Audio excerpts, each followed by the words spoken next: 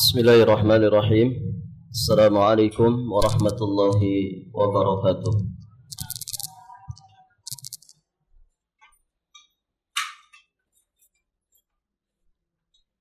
Alhamdulillahilladzi hadana li hadza wa ma kunna linahtadiya laula an hadana Allah.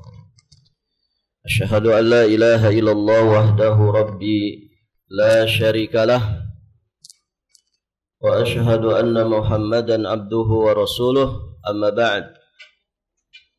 Allahumma inna nas'aluka ilman nafi'an wa rizqan thayyiban wa amalan mutaqabbala.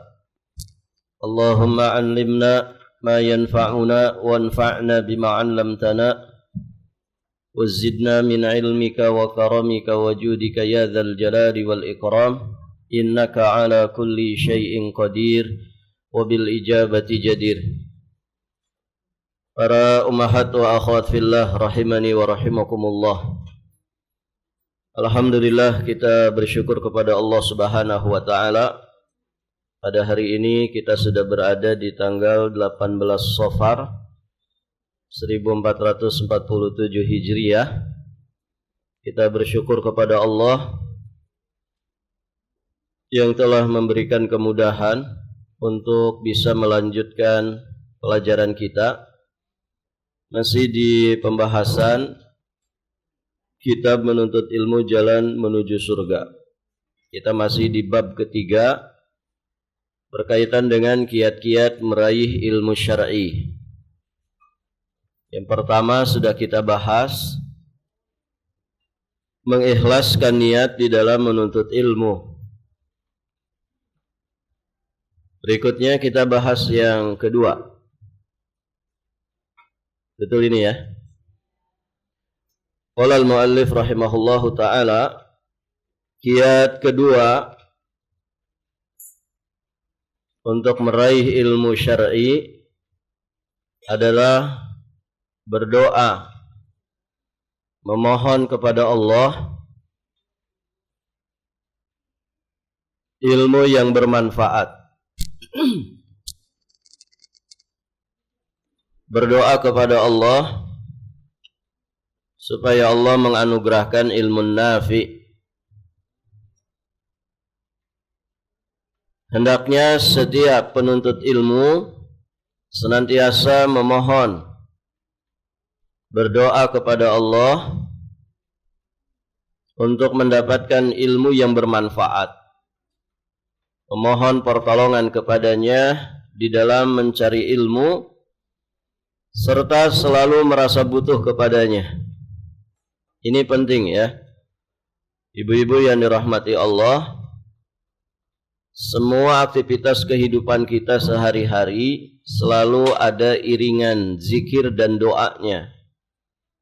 Lebih-lebih amalan yang mulia seperti thalabul ilmi. Ya jelas, kita pasti dibimbing tidak hanya sekedar ikhtiarnya saja, tapi bagaimana kita bergantung kepada Allah Subhanahu wa taala di dalam meminta ilmu yang bermanfaat kepadanya. Allah Subhanahu wa taala telah memerintahkan nabinya untuk memohon ilmu dan tambahan ilmu. Di surat Thaha ayat 14 Allah berfirman, wa qur rabbi zidni ilman. Dan katakanlah, ini perintah Allah kepada Nabi, Rabbi zidni ilman, wahai Rabbku tambahkanlah ilmu kepadaku. Baik.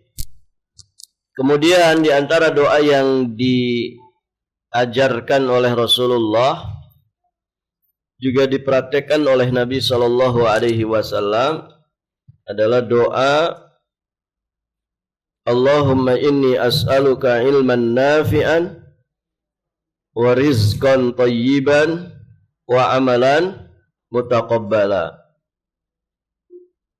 Doa ini terdapat di dalam hadis sahih riwayat Imam Ahmad dan yang lainnya dari jalan Ummu Salamah radhiyallahu taala anha. Baik, ibu-ibu yang dirahmati Allah,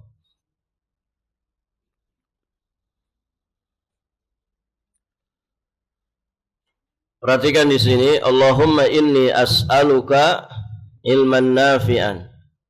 Ya, doa ini juga dianjurkan dibaca ya di pagi hari selesai sholat subuh.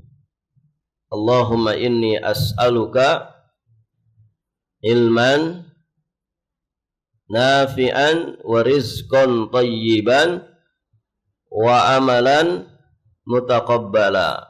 Doa ini juga bagian daripada azkarus sabah. Ya, bagian dari rentetan zikir pagi.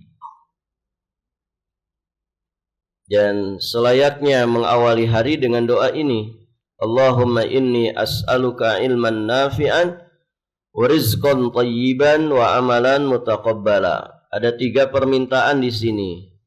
Ilmu yang bermanfaat, rizki yang tayyib, dan amal yang makbul. 3-tiganya semua dibutuhkan oleh manusia. Dan yang pertama kali diminta adalah ilmu yang bermanfaat. Sebelum rezeki, sebelum amal. Mengapa ilmu yang bermanfaat dulu? Karena ilmu yang bermanfaat ini pondasi dasarnya. Orang tidak akan dapat rezeki yang tayyib, mencari rezeki yang tayyib, kalau dia tidak memiliki ilmu nafi. Amal seseorang tidak akan diterima di sisi Allah atau berpeluang untuk ditolak ketika orang itu tidak memiliki ilmu nafi. Jadi pondasi dasarnya ilmu nafi. Kita bisa ngerti mana rezeki yang tayyib, mana rezeki yang khabith, itu dengan ilmu nafi. Kita juga bisa mengerti ya mana ciri-ciri amal yang makbul dan mana ciri-ciri amal yang mardud, yang tertolak, ya. Itu juga dengan ilmu nafi. Jadi ilmu nafi ini pondasi dasarnya. Baik, ibu-ibu yang dirahmati Allah. Bahkan seluruh kebaikan pondasi dasarnya itu adalah ilmu yang bermanfaat. Seluruh upaya meninggalkan yang haram juga pondasi dasarnya adalah ilmu yang bermanfaat. Orang itu kalau punya ilmu, ilmunya manfaat, maka meninggalkan yang haram itu jadi pahala. Gitu ya. Dia meninggalkan bukan sekedar meninggalkan, tapi dia meninggalkannya karena Allah. Ya, sehingga diamnya dia atau menahan dirinya dia dari segala sesuatu yang diharamkan, itu semuanya karena Allah Subhanahu wa taala. Dan itu yang berpahala di sisi Allah. Nah, semua itu pondasi dasarnya ilmu nafi. Ilmu nafi. Dengan ilmu yang bermanfaat, sederhana mungkin amal seseorang itu, tapi dia memiliki bobot kualitas yang sangat luar biasa. Pahala yang berlimpah di sisi Allah Subhanahu wa taala. Kenapa? Karena dia punya ilmu tentang bagaimana mengelola hati, mengelola niat, menghadirkan niat-niat yang saleh. Jadi, Masya Allah, ilmu yang bermanfaat.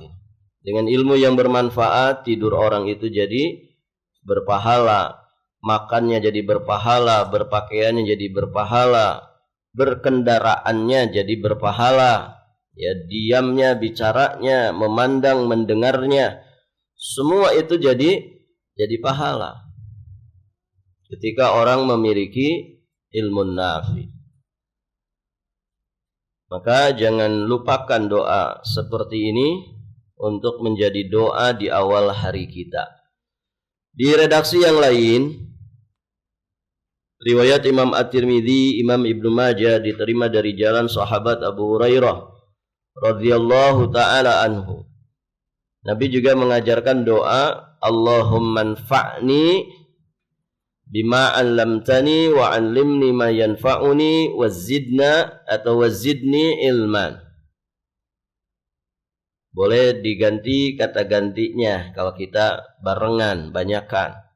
Allahumma anfa'na bima 'allamtana wa 'allimna ma yanfa'una wazidna ilman. Baik. Ya Allah, berikanlah manfaat kepadaku dengan apa yang Engkau ajarkan kepadaku. Dan ajarkanlah aku apa-apa yang bermanfaat bagiku. Dan tambahkanlah ilmu kepadaku. Sudah hafal doanya Ibu?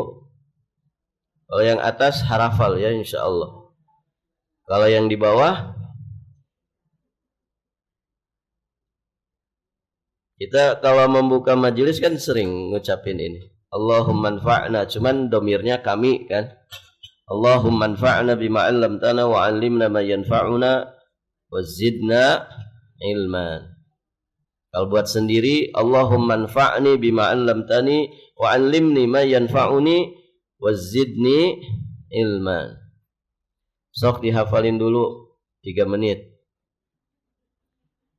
Allahumma anfa'ni bima 'allamtani wa 'allimni ma yanfa'uni wa zidni ilma. Itu kan dibolak-balik saja. Allahumma anfa'ni bima 'allamtani wa 'allimni ma yanfa'uni wa zidni ilman. Sok dihafalkan, Bu. Yang sudah hafal boleh pulang.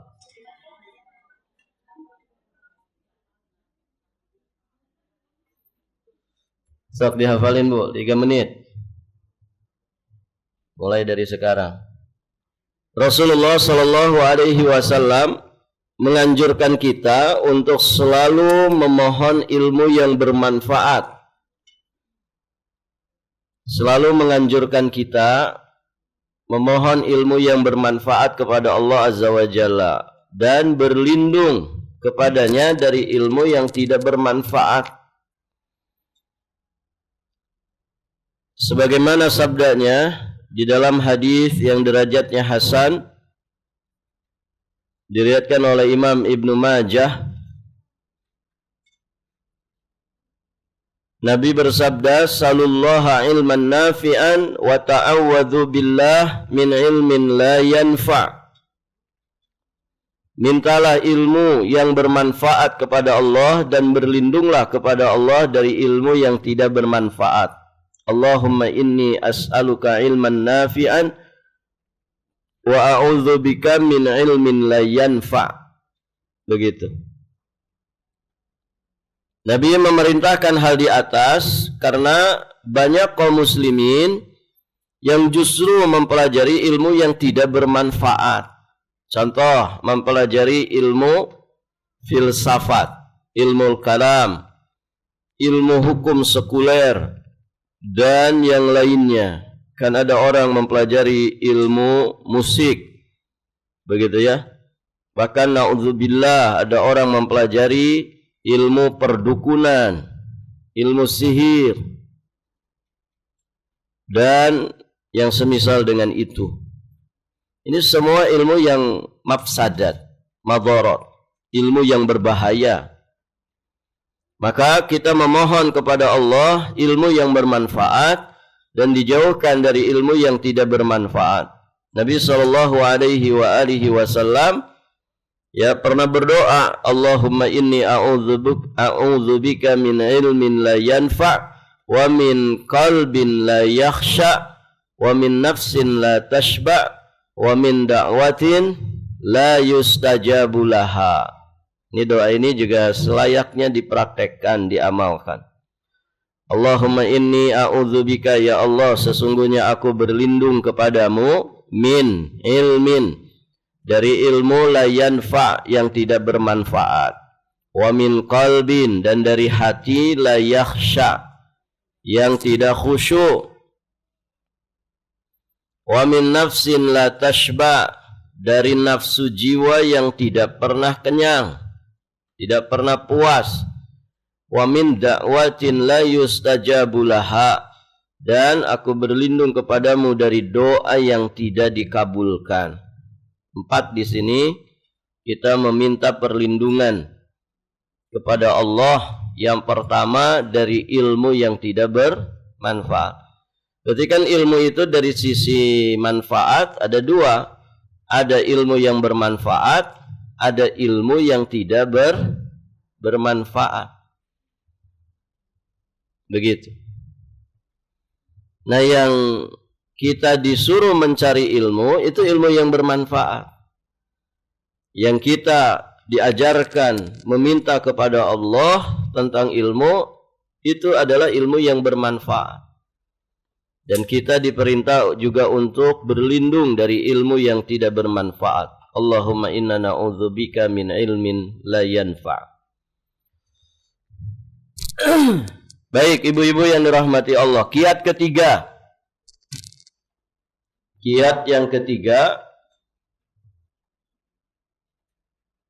di antara kiat meraih ilmu syar'i, bersungguh-sungguh dalam menuntut ilmu dan rindu untuk mendapatkannya. Ijtihad. Ya. Nasihatnya Imam Syafi'i, ilmu tidak akan didapat kecuali dengan 6 perkara. Di antaranya apa? Ijtihad. Wajtihad. Ya, ijtihad itu bersungguh-sungguh. Ada pepatah mengatakan manjadda wajada. Siapa yang bersungguh-sungguh maka dia akan berhasil. Jadi sungguh-sungguh. Apapun ibu-ibu yang dirahmati Allah, dalam kebaikan kita mesti sungguh-sungguh. Apalagi kebaikan besar, semisal talabul ilmi syar'i. Harus bersungguh-sungguh. Di sini beliau sampaikan, seorang penuntut ilmu syar'i wajib baginya untuk bersungguh-sungguh dalam menuntut ilmu. Tidak boleh bagi para penuntut ilmu bermalas-malasan di dalam mencarinya. Kita akan mendapatkan ilmu yang bermanfaat dengan izin Allah apabila kita sungguh-sungguh di dalam menuntutnya. Seorang penuntut ilmu harus selalu hadir di majelis ilmu. Harus selalu hadir di majelis ilmu. Mau ada PR, mau tidak ada PR, gitu kan? Mau ada hafalan, tidak ada hafalan, harus selalu hadir. Berusaha agar datang lebih awal di majelis. Tidak boleh terlambat. Siapa yang terlambat? Disetrap ya. Karena menuntut ilmu itu lebih penting daripada amal-amal sunnat, daripada amal-amal yang wajib kifayah. Penuntut ilmu harus bersungguh-sungguh, sebab tanpa kesungguhan kita tidak akan memperoleh ilmu yang bermanfaat. Imam Asy-Syafi'i alaihi rahmatullah yang wafat di tahun 204 Hijriah pernah mengatakan dalam bait syairnya, ini yang tadi di depan kita sampaikan. Akhi lan tanalal ilma illa bisittatin saumbika an tafsiliha bibayanin zaka'un wa hirsun wa ijtihadun wa bulghatun wa suhbatu ustadin wa tulu zamanin. Saudaraku, engkau tidak akan mendapatkan ilmu melainkan dengan 6 perkara. Kukabarkan kepadamu rinciannya dengan jelas. Pertama apa, Bu? Zakaun. Jadi orang belajar itu harus cerdas. Jangan lola, ya. Loading aja, begitu ya. Loading lama. Baik, ibu yang dirahmati Allah. Ini perhatikan. Modal untuk belajar ilmu agama itu apa? Modalnya harus zakat. Ya, harus zakat. Apalagi namanya Zaki. Ada anak namanya Zaki. Pakai zal, Zaki. Zaki itu berarti anak cerdas. Ya, harus sesuai dengan namanya. Kalau namanya Zaki ya harus cerdas. Jangan Zaki tapi lola tadi gitu. Zaki. Ibu, ini mohon diperhatikan ya. Sebagian orang itu anaknya kalau pesantren minder. Ya. Padahal ibu yang dirahmati Allah, justru orang itu kalau belajar agama harus cerdas. Nah, gimana nggak cerdas? Ini kata Imam Syafi'i, dan Imam Syafi'i ulama yang cerdas. Nah, sebagian masyarakat kita kan image-nya, kalau anak ke pesantren itu apa? Ya buangan, anak buangan. Di negeri gak masuk, ya pindah ke negeri lain gak diterima, sudah, akhirnya dibuang di pondok. Ya kan Ibu? Akhirnya image-nya apa? Ya pondok itu untuk anak-anak bodoh, anak-anak buangan, anak-anak nakal. Dan begitu. Tidak begitu padahal. Justru anak ke pondok itu harus cerdas. Dan dia dididik, dilatih supaya cerdas. Nanti ya kecerdasan itu, barakallahu fikum, tentu masing-masing memiliki keunikannya. Ada yang cerdas di sisi-sisi yang lain, tapi mesti harus cerdas. Harus cerdas. Ibu, ada yang pernah sekolah umum di sini? Ya, semuanya sekolah umum ya. Saya tanya ibu-ibu yang sekolah umum, di sekolahan ada nggak kerjaan menghafal? Hah? Tiap hari? Menghafal bukan belajar, menghafal. Hah? Paling menghafal raraban, ya. Apa raraban tuh? Perkalian. Paling ngafal rumus-rumus, kan gitu aja kan? Sekali hafal kan tidak ada lagi hafalan. Coba anak-anak di pondok, Ibu. Anak-anak di pondok. Ya. Hari-hari dia menghafal ayat, menghafal hadis, menghafal matan. Ya tidak?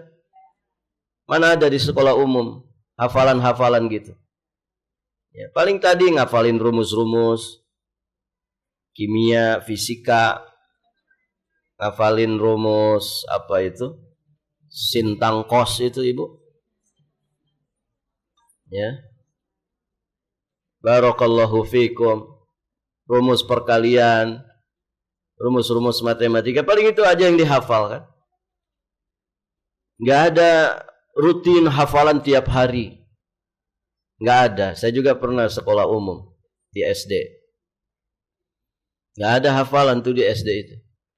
Paling belajar bareng sama teman-teman, ya, ngobrolnya lebih banyak daripada belajarnya. Mainnya lebih banyak daripada belajarnya. Coba anak-anak di pesantren, hari-hari dia menghafal.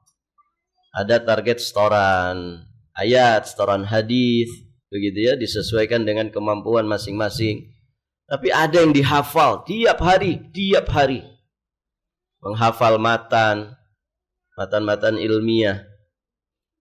Ya, menghafalkan hadis-hadis, menghafalkan athar, menghafalkan pelajaran.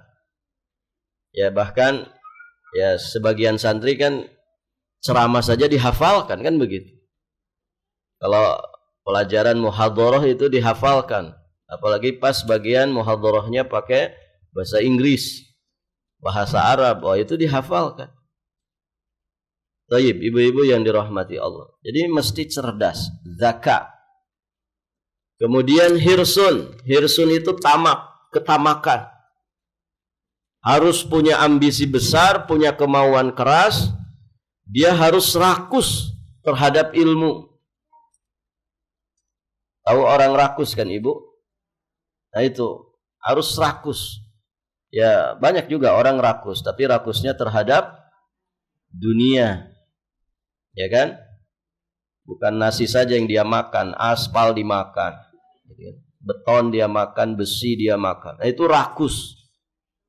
Ya, ibu yang dirahmati Allah.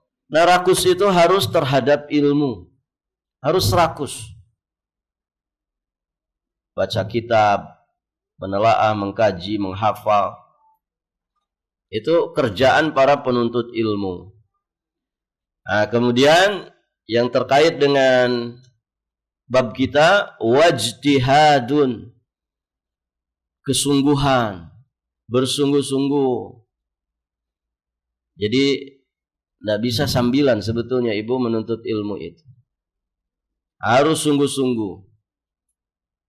Berapa kita bisa menghadiri majelis ilmu dalam satu pekan?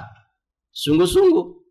Ya bisanya satu, alhamdulillah, sungguh-sungguh yang satu itu. Bisanya alhamdulillah Ustaz 3 kali seminggu. Sungguh-sungguh dalam 3 kali itu. Alhamdulillah. Kalau saya kan alhamdulillah Ustaz, tidak punya kerjaan apa-apa, gitu ya. Wong ibu rumah tangga, pembantu ada di rumah, ya. Suami banyak duitnya, gitu ya.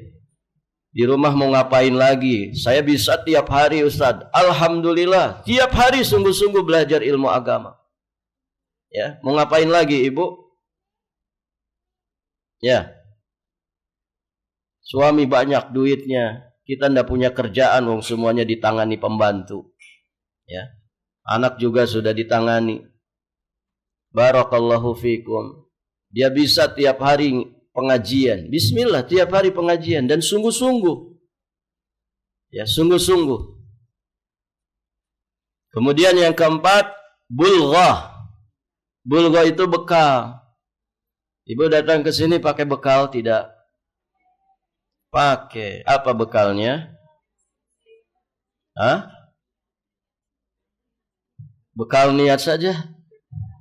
Ya tuh harus ada pulpen kan, harus ada kertas, buku panduan dibeli gitu ya. Ngopi 1 gelas 50.000 bisa, ya buku panduan pengajian dah pernah beli gitu. Selalu berdua sama yang di samping yang punya buku. Ini namanya apa, Bu? Hah? Seke. Itu namanya terlalu. Masa beli kopi 50.000 1 gelas yang isinya es batu saja sebetulnya. Bisa tapi beli buku panduan buat pengajian tidak bisa. Ini keterlaluan. Harus ada bekal. Harus ada bekal. Ibunda Imam Syafi'i itu sampai menghabiskan hartanya. Untuk apa ibu? Untuk Imam Syafi'i supaya bisa belajar ilmu agama. Begitu, harus ada bulghah. Kemudian wasuhbatu ustadzin, bergaul dengan ustadz. Maksudnya apa? Dapat bimbingan, arahan. Ya, dia belajarnya pakai guru, bukan otodidak. Dia belajarnya dengan bimbingan, ya orang yang berilmu. Ya, bersuhbah dengan ulama, dengan ustadz. Makanya ada istilah mulazamah. Mulazamah itu melazimi syekh, melazimi para guru. Ya, duduk bersimpuh, bergaul bersama guru. Tidak hanya mempelajari pelajaran materinya, tapi juga mempelajari akhlaknya. Begitu kalau orang-orang soleh terdahulu mereka belajar ibu. Mereka tidak hanya mempelajari materi-materi pelajaran yang disampaikan oleh gurunya, tapi yastamidduna min simatihi wa khuluqihi wa adabihi. Ya, mereka juga meneladani, mempelajari akhlaknya, perangainya, budi pekertinya. Begitu ya. Bagaimana gurunya bersikap ke anak-anaknya, gurunya bersikap ke istri-istrinya, ya, gurunya bersikap ke murid-muridnya. Ya, itu dipelajari. Ya, artinya ya guru itu kan namanya guru, digugu dan ditiru. Digugu dan ditiru. Nah, susah ya kalau guru tidak jadi teladan, repot. Ya. Jamaah harus zuhud. Jamaah harus qanaah. Ya. Tapi ustadznya flexing terus. Ya gimana, susah. Begitu ya. Barakallahu fikum. Ya. Dia menampilkan istri-istrinya, begitu ya. Menampilkan kemewahannya. Oh, gimana dia mengajari orang supaya orang itu qanaah. Jadi ya, bukan berarti tidak boleh kaya ya seorang guru. Ini kan beda ya. orang yang suka pamer dengan yang memang dia punya kemampuan, kekayaan, tapi tidak suka pamer. Jadi guru harus menjadi teladan bagi murid-muridnya. Kenapa? Karena murid tidak hanya butuh materi pelajaran saja, tapi dia butuh juga keteladanan. Butuh keteladanan. Makanya suhbatu ustadzin. Kemudian watulu zamanin, dan waktu yang lama. Ini penting Ibu, belajar itu jangan tergesa-gesa. Yang penting hatam kitab, ya. Jangan yang penting hatam kitab, tapi kita itu belajar cari keberkahannya. Cari keberkahan. Dan Ibu yang dirahmati Allah, saya sering sampaikan, kalau kita ngaji seminggu cuman 1 kali jadwal, terus kita sudah 10 tahun katanya ngaji sunnah, itu kan bukan 10 tahun. 10 tahun itu lama perjalanan. Tapi ngajinya apa 10 tahun? Enggak. Jadwalnya, kajiannya berapa kali seminggu? 1 kali aja Ustadz. Saya bisanya di malam Ahad. Jam berapa? Ba'dal maghrib sampai Isya. Berarti kan cuma setengah jam. Ya, belum ngantuknya, kadang ngantuk. Begitu. Taruhlah setengah jam 1 pekan, berarti 1 bulan berapa? 2 jam saja. 12 bulan 24 jam saja, berarti 1 tahun sama dengan 1 hari. Kalau semua jam menit dia belajar dikumpulkan, itu hitungannya 1 hari saja. 1 hari 1 malam, 24 jam. Berarti kalau 10 tahun, 10 hari saja. Itu kalau sepekan sekali ngajinya. Tapi Masya Allah, kadang orang, oh Ustadz saya sudah 10 tahun ngaji. Ngajinya sepekan sekali pada maghrib. Ya bukan 10 tahun.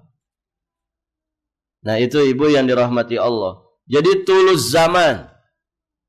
Sampai kapan kita itu belajar? Sampai kita mati. Dan itu waktu yang panjang.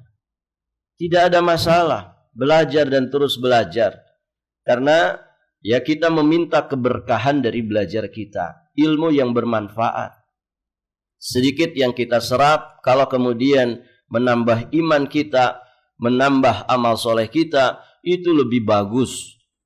Ya daripada orang ya tiap hari belajar, bahkan sering belajar tapi tidak memberikan manfaat apa-apa kepada dirinya. Semakin belajar malah semakin ujub, semakin belajar malah semakin sombong. Begitu. Jadi ini penting, keberkahan. Ya, keberkahan dari ilmu. Dan ilmu itu dicari dengan waktu yang lama. Watuluz zaman, waktu yang lama. Nah, keenam hal inilah yang diwasiatkan oleh Imam Asy-Syafi'i rahimahullahu ta'ala bagi para penuntut ilmu. Nabi sallallahu alaihi wa alihi wasallam bersabda, al-mu'minul qawiyyu khairun wa ahabbu ilallah minal mu'minid dha'if. Mukmin yang kuat lebih baik dan lebih dicintai Allah daripada mukmin yang lemah. Dan pada keduanya tetap ada kebaikan karena dua-duanya beriman. Maka kata Nabi, ihris ala ma yanfa'uka wasta'in billah. Di sini poinnya. Bersungguh-sungguhlah untuk mendapatkan apa yang bermanfaat bagimu, dan jangan lupa mintalah pertolongan kepada Allah dalam segala urusanmu. Wala ta'jaz, dan janganlah sekali-kali engkau merasa lemah. Lemah yang dimaksud lemah apa Ibu? Yang berbahaya itu adalah lemah hati. Ya, orang kalau sudah lemah hati Ibu, badan sehat itu tidak manfaat. Kenapa? Lemah hatinya. Orang kalau lemah hati ya na'udzubillah, amalan ringan saja berat. Fitness tiap hari, barbel itu 60 kilo, enteng banget. Ya. Giliran sholat cuman ngangkat tangan ibu, tidak bisa. Ya, tidak bisa ngangkat tangan. Takbir, Allahu Akbar. Berapa kilo tangan kita ini? Ya. Hanya sekedar buka mata di waktu sholat subuh supaya bangun sholat subuh. Tidak bisa ibu. Kelopak mata ini berapa kilo? Ada orang ya saking senangnya dengan pertanian, perkebunan, dia ruku itu ngurusin kebunnya, bersihin kebunnya, ruku berjam-jam kuat. Ya disuruh ruku dalam sholat cuman 10 menit atau bahkan 5 menit, tidak bisa. Nah ini kelemahan hati. Ya, orang itu kalau lemah hatinya ya begitu. Ya. Bodinya security, hatinya Hello Kitty, gitu ya. Tidak manfaat. Badan kuat itu tidak manfaat kalau hatinya lemah. Jadi kuatkan hati. Kuatnya hati itu dengan apa ibu? Kuatnya hati dengan apa? Dengan iman, dengan ilmu, ya. Dengan amal soleh. Kuatkan hati dengan itu. Karena dosa dan maksiat itu melemahkan hati, bahkan mematikan hati. Na'udzubillah. Kemudian kelanjutan hadisnya, wa in asabaka syai' fala taqul law anni fa'altu kana kadza wa kadza, walakin qul qadarullah wa ma syaa fa'ala. Fa inna lau taftahu amal syaitan. Apabila engkau tertimpa musibah, janganlah engkau berkata, seandainya aku berbuat demikian, niscaya akan terjadi begini dan begitu. Tapi katakanlah qadarullah wa ma syaa fa'ala. Ini telah ditakdirkan Allah dan Allah berbuat apa saja yang Dia kehendaki. Jadi kalau sudah qadarullah ya sudah, jangan ngomel-ngomel lagi. Ya. Ada orang sudah, qadarullah ya Ustaz, tapi dia sih begini sih. Itu belum habis berarti. Kalau sudah qadarullah sudah stop. Ini adalah takdir Allah. Sudah pasrah menerima. Jadikan ibrah kalau itu atas kelalaian kita. Jangan sudah qadarullah masih saja nyerocos ngomel. Kamu sih mas, matamu itu loh, matamu. Padahal sudah qadarullah. Gitu. Ibu yang dirahmati Allah. Kalimat tadi, seandainya begini, seandainya begitu, itu membuka pintu perbuatan syaitan. Ya, setan akan masuk ke hati kita, akhirnya tidak selesai urusan. Gitu ya. Jalan bareng sama suaminya tersandung batu. Ya, namanya sudah sepuh kan? Ya. Qadarullah, mas berdarah. Gitu. Sudah di rumah diomelin. Gitu. Sebetulnya ngomelnya pengen dari jalan, masih di jalan pengen ngomel, begitu. Cuman malu sama orang. Di rumah dihabisin. Ya. Kan sudah qadarullah tadi di depan. Qadarullah ya mas, masya Allah. Gitu. Itu berdarah, dagingnya sampai kelihatan. Di rumah bukan diobatin, bukan diurusin, malah diomelin. Itu sakitnya di mana bu? Ya. Di sana dan di sini. Baik, ibu-ibu yang dirahmati Allah, ini pentingnya berilmu ya.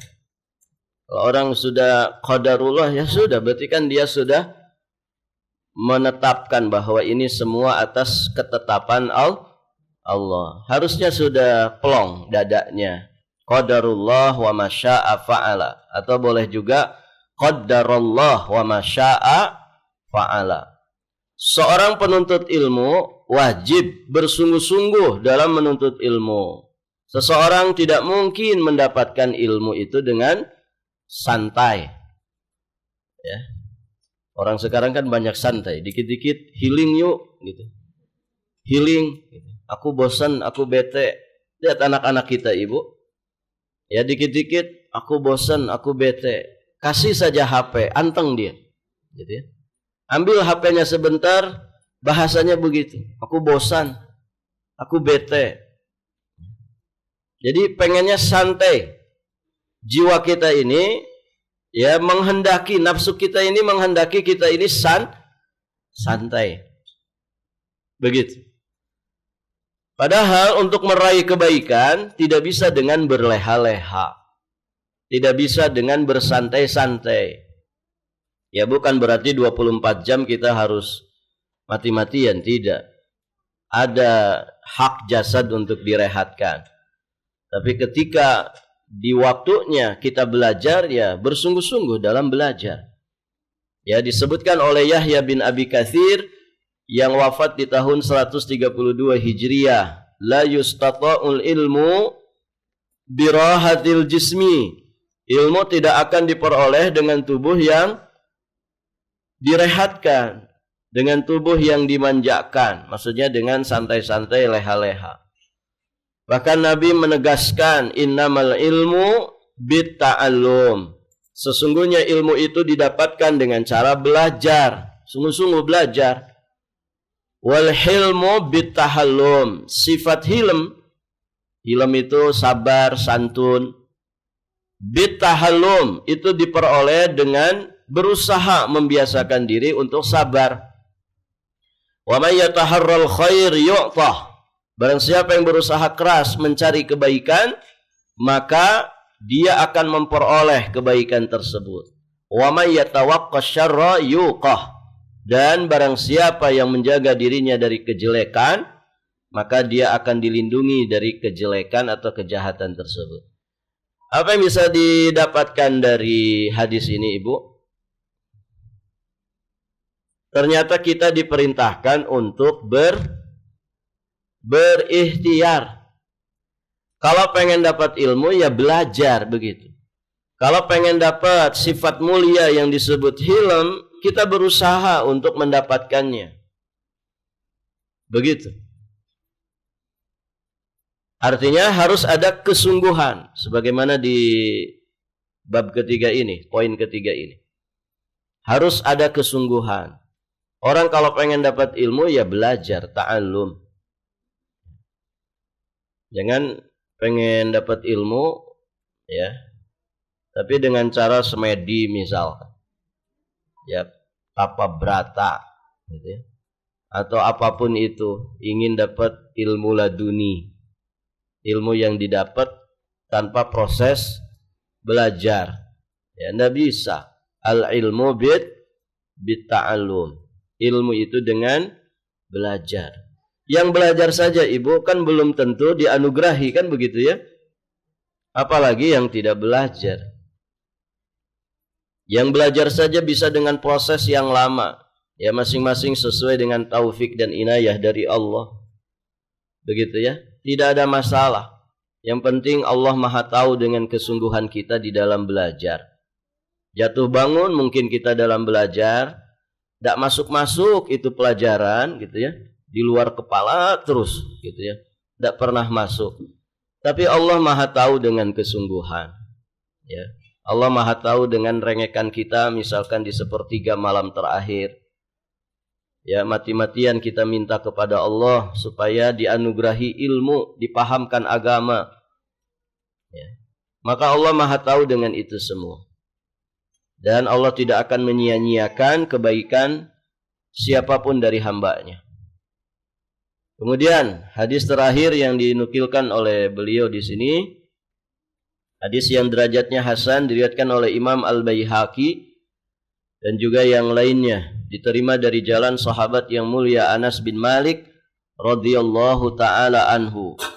Kata Nabi sallallahu alaihi wasallam, man humani, la yashba'ani, manhumun fil ilmi la yashba'u minhu, wa manhumun fid dunya la yashba'u minha. Dua orang rakus yang tidak akan pernah merasa kenyang, tidak akan pernah merasa puas. Pertama, orang yang rakus terhadap ilmu, dia tidak akan pernah kenyang darinya. Masya Allah. Tapi yang pertama ini kerakusannya dalam makna yang positif.